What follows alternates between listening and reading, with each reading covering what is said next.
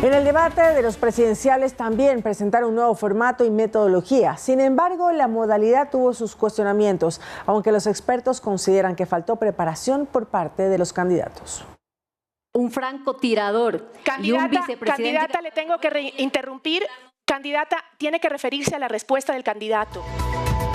Un atropellado debate presidencial. Me repite la pregunta, por favor, porque ustedes se interrumpen a cada rato y no dejan de contestar. Por favor, repítame la pregunta. Con un formato y metodología nueva que, a decir de Patricia Hidalgo, miembro del comité de debate, cumplió con su objetivo. Es la interacción, la participación ciudadana, fue un formato más interactivo. Sin embargo, está consciente de las críticas y cuestionamientos al contenido vertido durante las casi 3 horas de transmisión. Que faltó, claro, los datos, el cómo lo va a hacer, que tanto se insistió. Los candidatos deben prepararse mucho más, los candidatos pues deben hablar en palabras sencillas, ¿no? Y deben llegar a la ciudadanía pues con su mensaje claro, si es que lo tienen claro, ¿no? Y con esto coincide también el experto electoral Esteban Ron.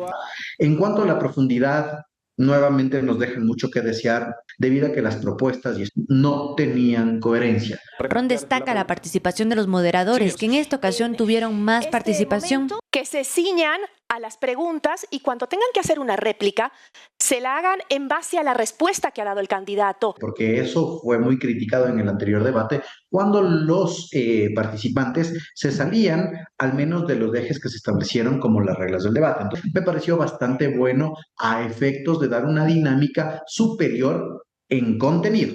Todo para generar un real debate entre los candidatos que no se terminó de concretar. No estuvieron nuevamente a la altura, creo que todos los candidatos. ¿Y si hubo un ganador o ganadores? Es difícil establecer ganadores del debate. En todo caso, en una eventual segunda vuelta, los candidatos volverán a encontrarse. Esperamos que para el segundo, pues, los candidatos también ya entiendan el formato mucho más y además vengan preparados, ¿no? Con que lo que espera la ciudadanía es eso.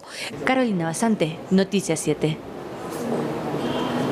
Los votantes cuestionaron el desempeño de los candidatos durante el debate presidencial del domingo, en el que notaron mayor confrontación que ideas. Consultamos a la gente sobre su perspectiva del evento democrático y esto fue lo que nos dijeron. Pocas horas después de realizado el debate presidencial transmitido a nivel nacional por la señal de Ecuador TV, el país tendrá que sacar sus propias conclusiones sobre el papel de los candidatos en este encuentro. Salimos a la calle para ver qué piensan los ciudadanos y esto nos dijeron. No existen propuestas claras después de toda esta inseguridad que existe acá. ¿Usted cree que tenemos el 1% de la gente confianza en ninguna de estas personas? Para mí cero después de lo que acabó de pasar con el señor Villavicencio. Lo que pasa es que nosotros queremos ahorita es gente que quite la delincuencia, no que se pongan a discutir de la campaña que estaban haciendo. Entonces, ¿qué les faltó a los postulantes? Se enfrascan en atacarse unos a otros, en señalar unos a otros y repetir el mismo discurso. Le faltó información, era muy corto, les cortaban muy rápido. Eso me preocupaba, no les dejaban hablar. ¿Qué les faltó? Todo, faltó de todo. Faltó de todo y en todos hubo mucha agresión.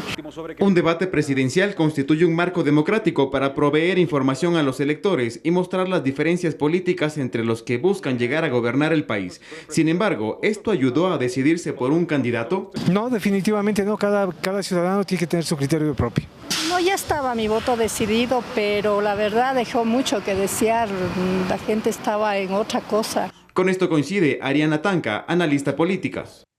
Se vieron discursos a ratos muy proselitistas, otro rato muy técnicos, a ratos parecería que querían hacer un mitin de campaña, pero luego también necesitaban responder sobre sus propuestas. También cuestiona el formato, el tiempo y la formulación de las preguntas. Porque definitivamente en un minuto no se puede entrar a detalle sobre tantas cosas. Y también es que las preguntas eran muy abiertas. A mi criterio, las preguntas tuvieron que ser más cerradas sobre un tema en específico, de modo que el candidato pueda aprovechar ese minuto para explicar, por ejemplo, pregúntale directamente, ¿qué va a hacer con las cárceles? Nada más. Si bien esta es una herramienta que ayuda a las personas para conocer más al candidato, también es obligación como ciudadanos buscar e investigar sobre las propuestas y planes de trabajo de cada postulante, con el fin de ejercer un voto informado. Edison Saavedra, Noticias 7. ¿Cómo lo van a hacer?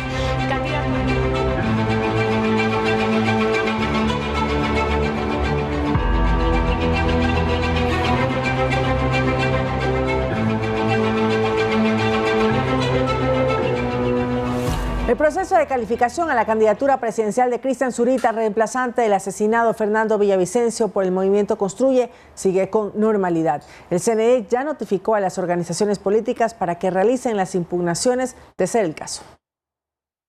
A menos de una semana para las elecciones, una nueva candidatura aún está en la cuerda floja. Se trata del nuevo candidato del movimiento Construye, Cristian Zurita, quien reemplaza a Fernando Villavicencio tras su asesinato. Sin embargo, esta postulación, así se haya dado en un contexto de emergencia, deberá pasar por el proceso normal según el Código de la Democracia.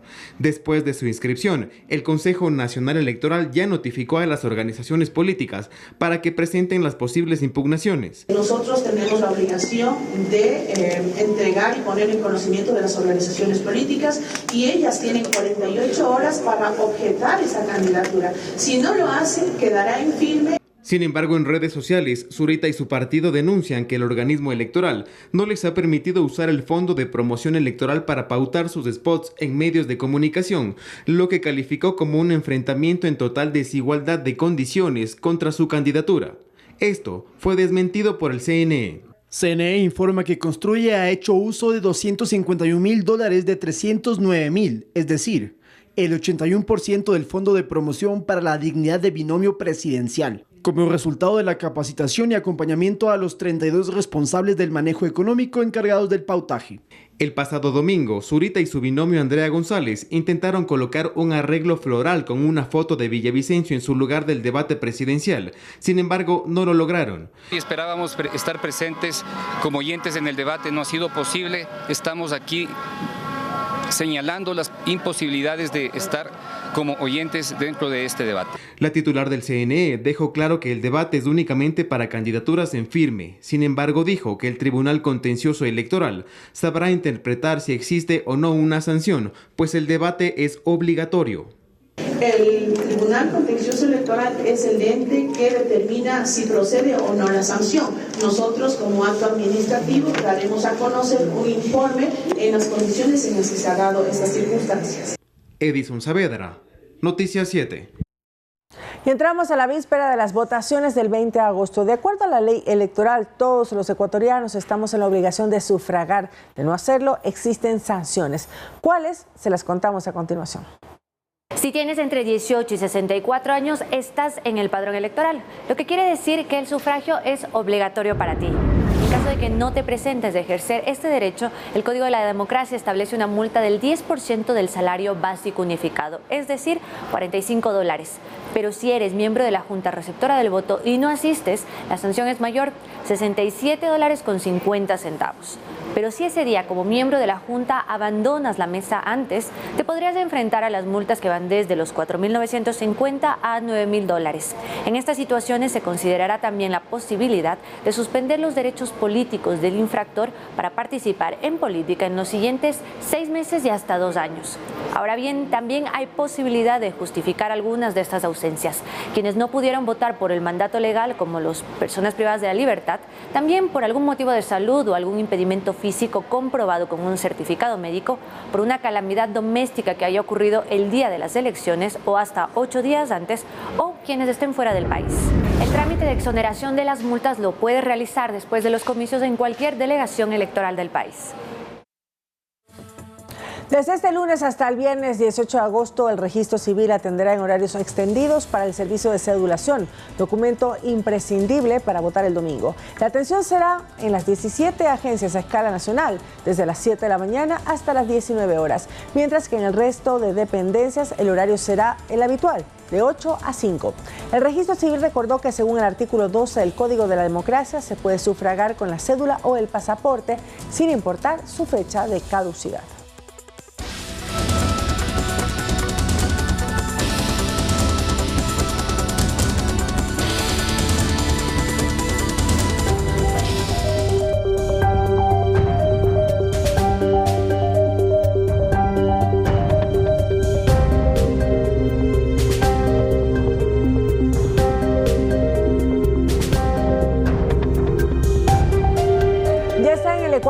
delegación del FBI de Estado para apoyar en las investigaciones por el asesinato del presidenciable Fernando Villavicencio. A propósito de este tema, el ministro del Interior, Juan Zapata, explicó la agenda. Ponga atención a la siguiente nota. Se tenía previsto que este domingo 13 de agosto hubiese una reunión tripartita entre la Fiscalía General del Estado, la Policía Nacional y una delegación del FBI que ayudará a investigar las motivaciones del asesinato del candidato a la presidencia Fernando Villavicencio.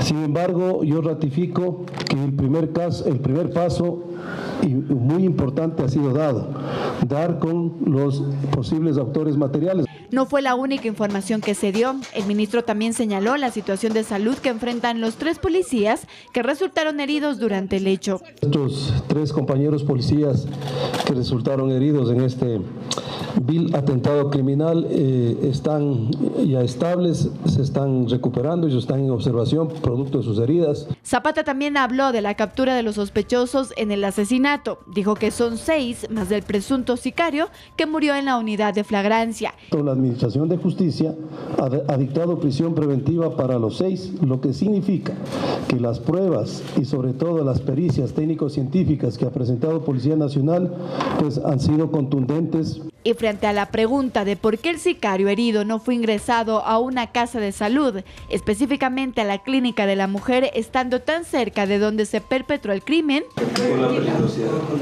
la policía ya ha tomado las versiones de quienes estuvieron en el lugar del crimen. Esa información será contrastada con lo que dicta el protocolo para estos casos y con eso se emitirá una evaluación. Sin embargo, Salinas optó por no adelantar datos ni más detalles. Andrea Orbe, Noticias 7. Para la familia de Fernando Villavicencio, el Estado tiene responsabilidad en lo sucedido. Sin embargo, jurídicamente esto no sería considerado lo que se denomina como un crimen de Estado. Lautaro Andrade nos explica las diferencias. Vamos a ver. Fue precisamente en esta calle donde Fernando Villavicencio perdió la vida y su muerte ha generado una serie de comentarios sobre en quiénes deberían caer las responsabilidades. Hay quienes mencionan que esto es un crimen de Estado. Sin embargo, para entender bien ese término, escuchemos de qué se trata y cuáles son sus condiciones.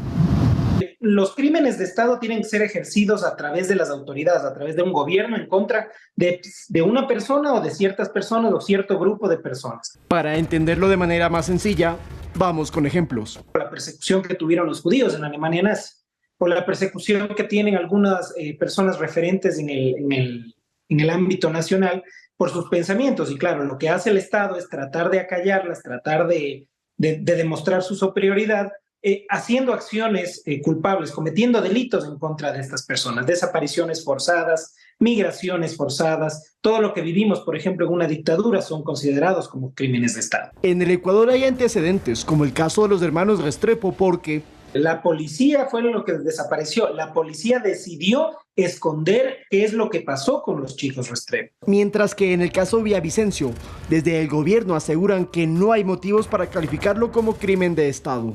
Creo que sí es un crimen político por lo que él representaba, lo cual es sumamente grave, pero no es crimen de Estado. El crimen de Estado es cuando de forma sostenida la autorización, el involucramiento es del Estado en la orden de asesinar a alguien, cuando nosotros hemos sido los más preocupados al respecto, ¿no?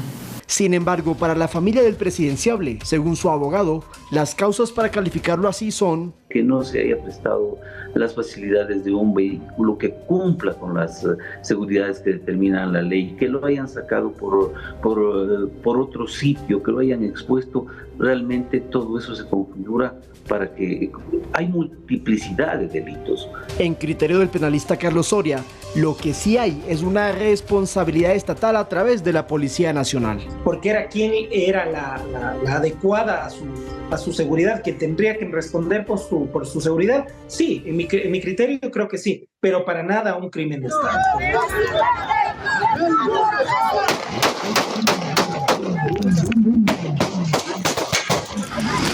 Familiares, simpatizantes, analistas coinciden que si algo faltó en este punto de la ciudad era mayor protección policial. Pero ¿quién dio la orden para apagar la vida de Villavicencio? Es algo que hasta el momento se desconoce y solamente las investigaciones lo podrán determinar. Lautaro Andrade Castro, Noticias 7.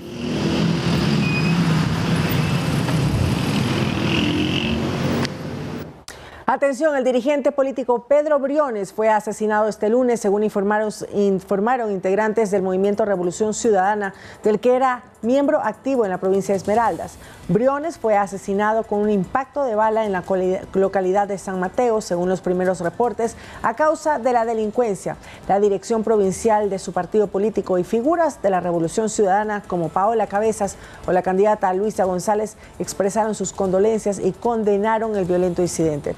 Esta no es la primera muerte de un político en Esmeraldas, pues en julio fue asesinado el candidato asambleísta Rider Sánchez en el cantón Quinindé.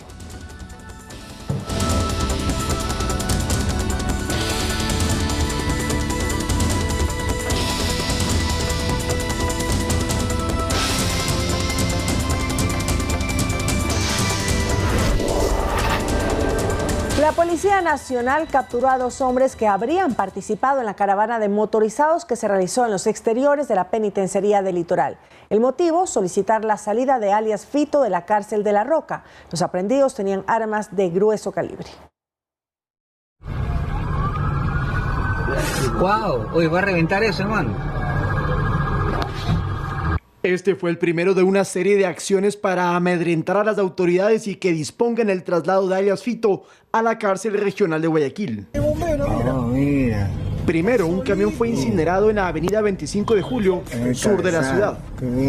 Minutos más tarde, al menos 150 motorizados con camisetas blancas coparon la vía a Daule y frenaron el tráfico vehicular. Exigían la reubicación de su líder. Se apostaron en las inmediaciones de la penitenciaría del Litoral y estaban armados. A la par, los internos del centro de rehabilitación se amotinaron y treparon hasta los techos para amenazar con una huelga de hambre indefinida. La concentración fuera de la cárcel se dispersó cuando se enteraron cómo iba a responder la policía. Llegamos con aproximadamente 400 motorizados de los diferentes distritos. Entonces los motorizados huyeron hacia La Ladrillera y Nueva Prosperina, pero la situación no quedó allí y se efectuaron operativos policiales. Se fueron a allanar varias viviendas, de las cuales también se pudo aprender se aprendió 3 subametralladoras. En total, 2 aprehendidos, las armas y municiones que observamos y un despliegue que continúa por todo Guayaquil. Además, el orden en la penitenciaría se restableció y de parte del gobierno informaron que no cederán a las presiones. Adolfo Macías, alias Fito, no abandonará su celda en la cárcel de máxima seguridad de La Roca. Lautaro Andrade Castro, Noticias 7. En el sector de La Joya, en el cantón Daule, provincia del Guayas, un supuesto delincuente que fue linchado por un grupo de personas tras un fallido intento de robo. Luego de recibir una serie de golpes, el hombre fue trasladado a una casa de salud donde se confirmó su deceso.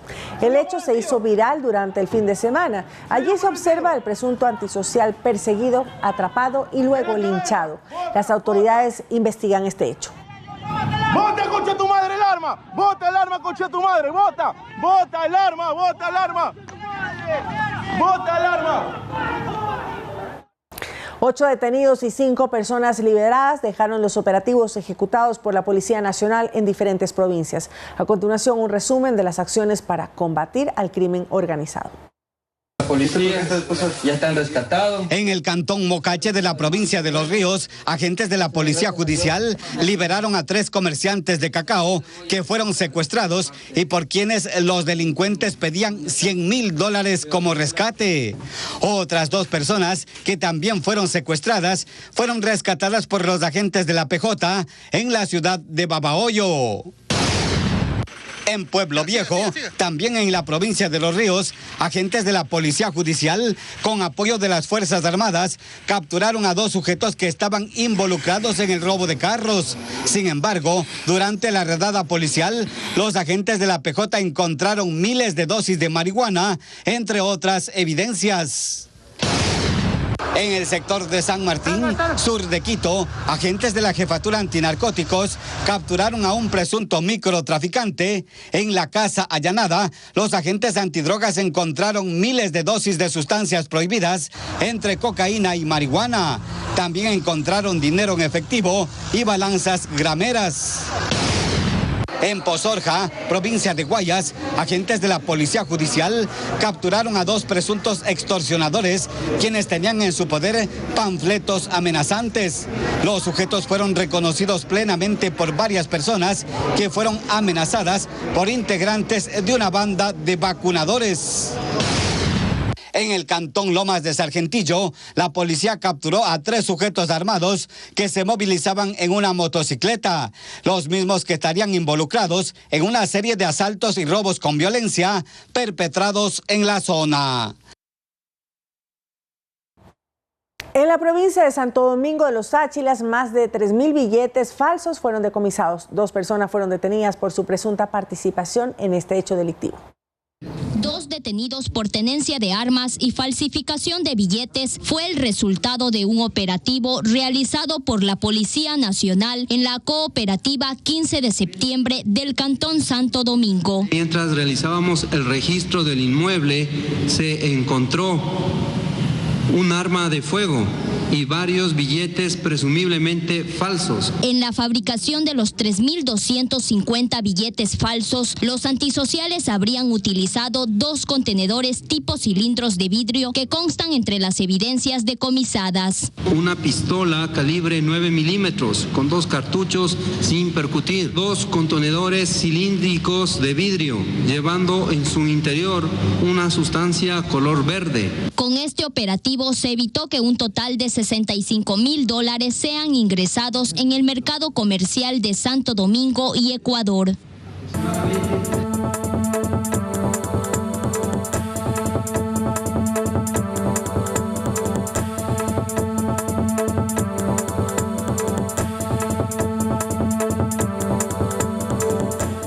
Este domingo Argentina celebró las elecciones primarias. ¿Qué significa que haya ganado el ultraderechista Javier Milei? El vencedor podrá participar como candidato presidencial en los comicios de octubre de este año. Les contamos a continuación.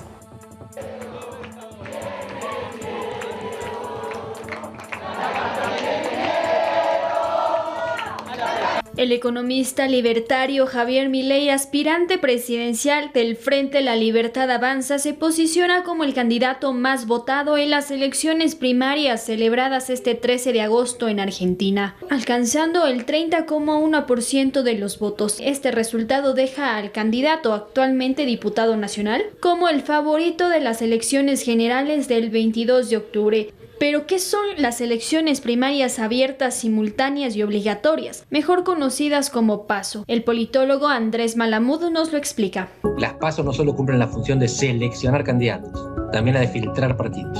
Si no se supone el 1,5% del padrón electoral, esa candidatura, esa fórmula, no pasa el límite. Le simplifican la vida al votante. La gente piensa que ya va a votar, que es una elección, y tiene razón, porque muchas veces el resultado de las PASO anticipa el resultado de la elección general. El candidato de ultraderecha se presenta como el cambio radical que se requiere debido al colapso de la economía argentina y, de ser elegido, podría impactar al sistema. ¡A los argentinos a sumarse a la revolución liberal que va a hacer que en 35 años Argentina vuelva a ser una potencia mundial! Además de sus ideas sobre la divisa y el Banco Central, ha propuesto reducir drásticamente los impuestos y recortar el gasto público. El modelo de la libertad, porque es el modelo que termina con el robo de los políticos, que termina con el robo de la casta política. Los expertos dicen que si gana Milei también podrá tener un efecto profundo en otros rubros de la sociedad argentina. En las elecciones generales del próximo octubre, los ciudadanos eligen nuevo presidente y vicepresidente para los próximos 4 años. Además, deciden sobre la composición del Poder Legislativo Nacional con la renovación de los 113 escaños de la Cámara de Diputados y de 1/3 del Senado, 24 de los 72 miembros. Emilia Reynoso, Noticias 7.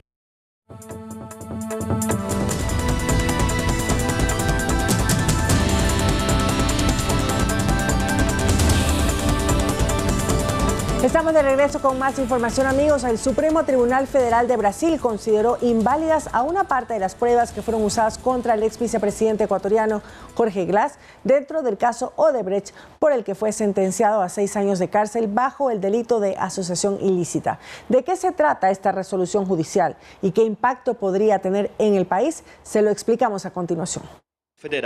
La anterior semana, la máxima autoridad del Supremo Tribunal Federal de Brasil atendió un pedido de la defensa del ex vicepresidente Jorge Glass y remitió un documento en el que señaló que las pruebas obtenidas a partir de un sistema interno de la constructora Odebrecht fueron consideradas como inválidas por el alto tribunal.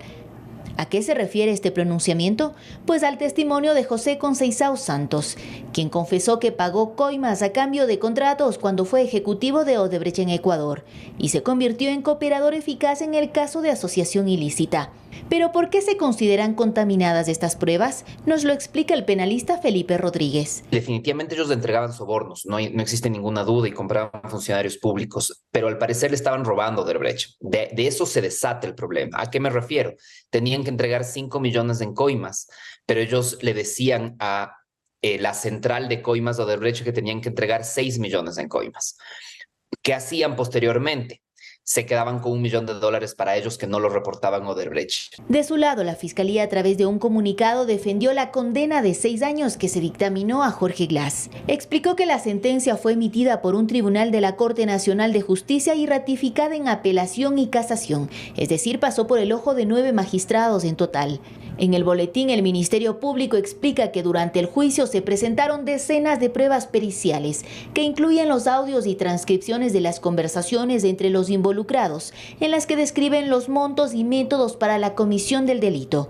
Es decir, el testimonio de Santos solo sería una de las pruebas que debió presentar la Fiscalía, manifiesta Rodríguez. La posición y la función de Fiscalía será demostrar que incluso sin ese testimonio contaban con un caso sólido para poder procesar y luego condenar a una persona.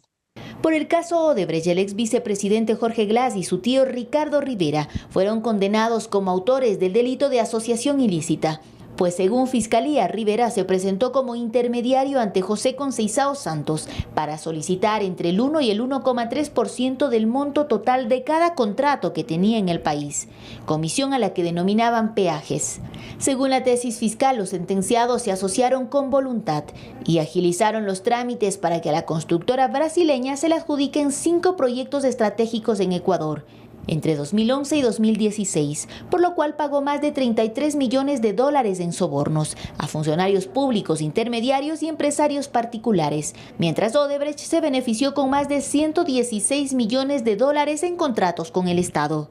Olga Velasco, Noticias 7. Un funcionario del Ministerio de Gobierno fue desvinculado luego de que se filtrara un supuesto audio en el que el servidor público habría participado en una negociación irregular relativa al proceso de contratación de pólizas de seguro en Petroecuador. En la conversación se menciona la intención de modificar los montos de las bases del concurso, establecidos entre un 25 y 30%, y para ello dejarlos sin efecto. También hay referencias a supuestos pagos de honorarios. La cartera de Estado señaló que el funcionario fue separado de su cargo y además envió la notificación a la Fiscalía para entablar las investigaciones correspondientes.